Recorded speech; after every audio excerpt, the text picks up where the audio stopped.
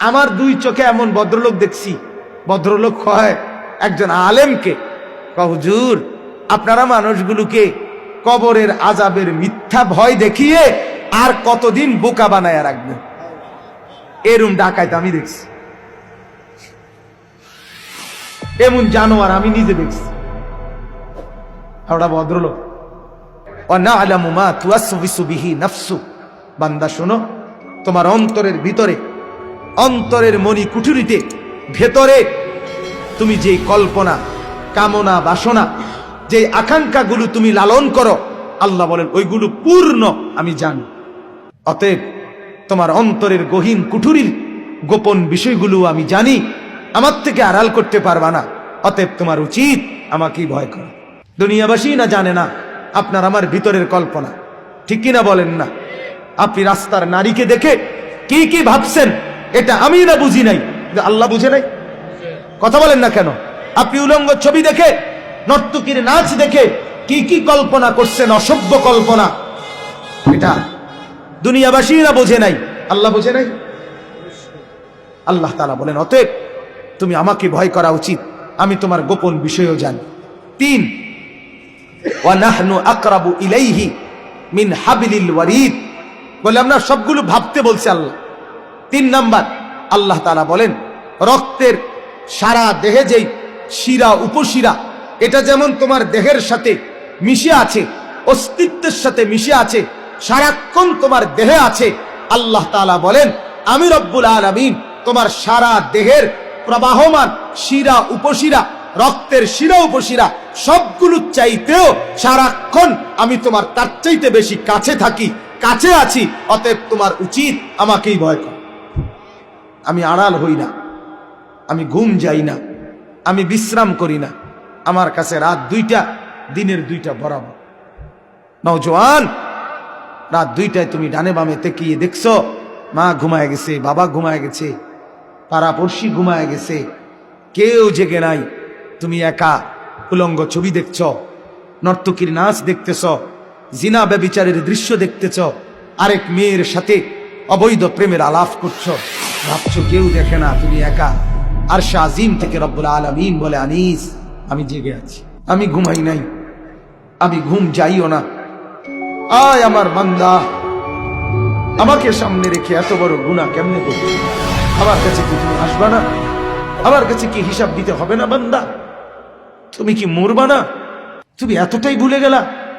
এরপরে আল্লাহ তাআলা বলেন 4 নাম্বার, ইয ইয়াতালাক্কাল মুতালাক্কিয়ানি আনিল ইয়ামিনি ওয়া আনিশ শিমালি কাঈদ, বান্দা এরপরে ভাবো তো, জানো তোমার ডান কাঁধে বাম কাঁধে 24 ঘন্টা আমার 2জন ফেরেশতা বসা আছে, তারা তোমার জিন্দেগি রেকর্ড করছে।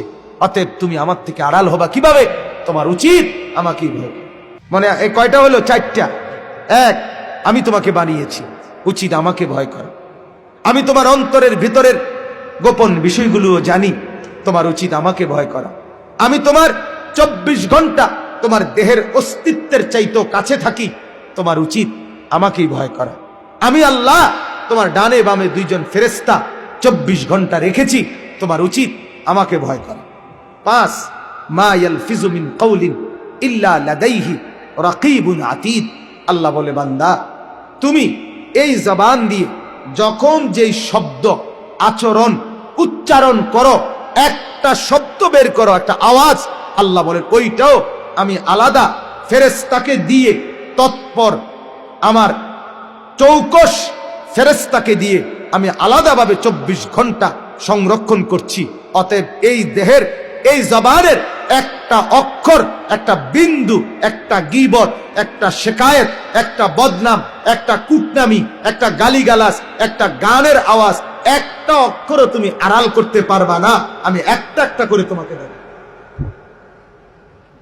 অতএব তোমার উচিত আমাকে ভয় করা, আমাকে ভয় করা। এরপরে আল্লাহ বলেন 5 গেল, 6 আল্লাহ তাআলা বলেন ওয়াজাআত সাকরাতুল মাউতি বিল হক, আমার বান্দা এরপরে তুমি শোনো, তুমি যেখানেই যাও, ঘুরতে ঘুরতে, হাঁটতে হাঁটতে, ভ্রমণ করতে করতে, লুকাইতে লুকাইতে, পলাইতে পলাইতে, মৃত্যুর থেকে বাঁচতে বাঁচতে, যত দূরেই যাও না কেন, অচিরেই নিশ্চিত শুনে নাও, মৃত্যুর যন্ত্রণা তোমার কাছে আসবেই আসবে নিশ্চিত। যালিকা মা কুনতা মিনহু তাহিদ, যেই মৃত্যু থেকে তুমি পলায়ন করতা, সেই মৃত্যু সত্যি সত্যি তোমার কাছে আসবেই আসবে।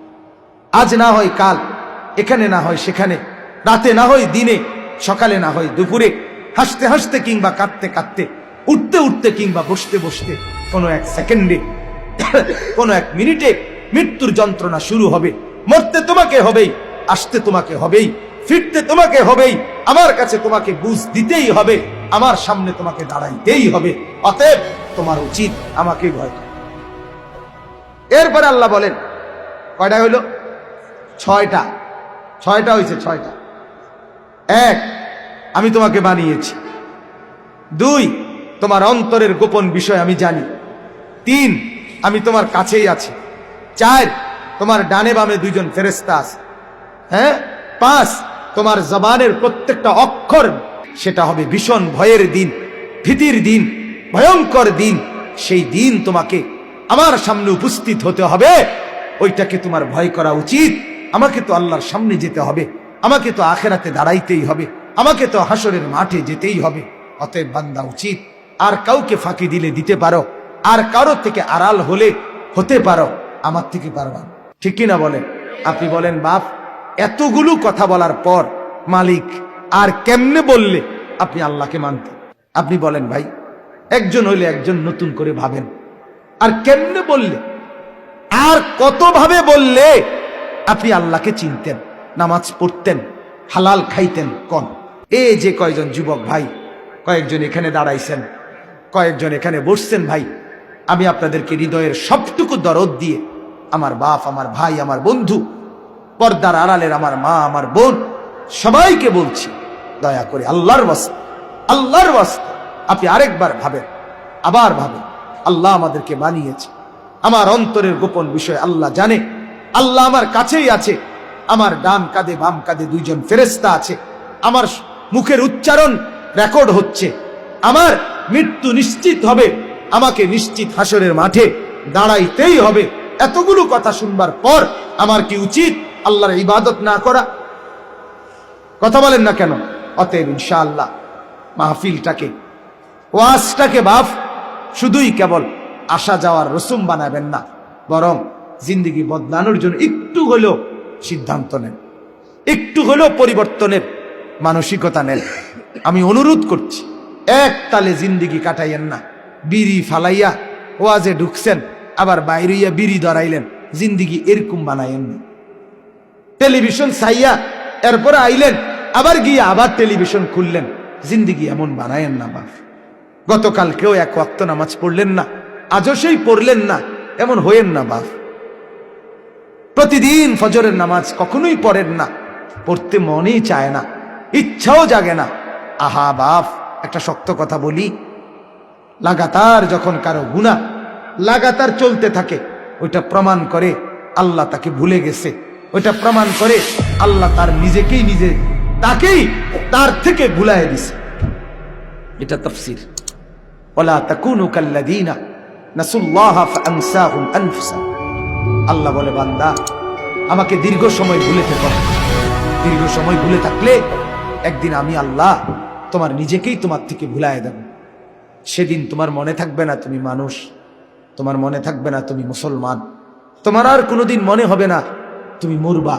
আখেরাত, কিয়ামত, হাসরের মাঠ, কবর, মিজান, ফুলসিরাত কিছুই আর মনে থাকবে না। কি মনে হবে? আল্লাহ কোরআনে বলছে, মা হিয়া ইল্লা হায়াতুনা দুনিয়া। মনে হবে এই যে জীবন কেবল দুনিয়াটাই, এখানেই মরছি, এখানেই বাঁচবো, এখানেই হাসবো, এখানেই কাঁদবো, এখানেই ফুর্তি করব, যা করব এখানে। নাফরমান এটাই ভাব, নগদ যা পাও হাত পেতে নাও, বাকির খাতায় শূন্য থাক।